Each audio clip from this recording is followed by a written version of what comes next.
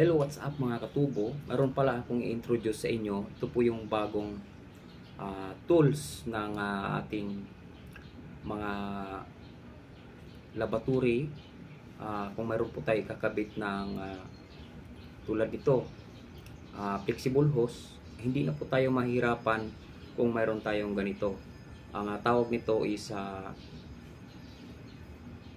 sync tools or ito po yung naglalaman ng mga adapter.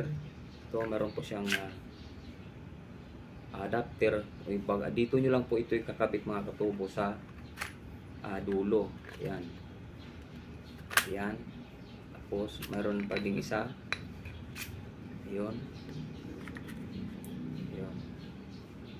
Pero ito po yung palagi kong ginagamit mga katubo.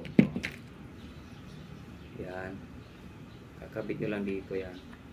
Halimbawa, pag mayroon po kayong ayusin sa inyong palitan nyo po yung sira na flexible hose sa inyong laboratory bowl, dito lang mga katubo, ganito nyo lang gawin.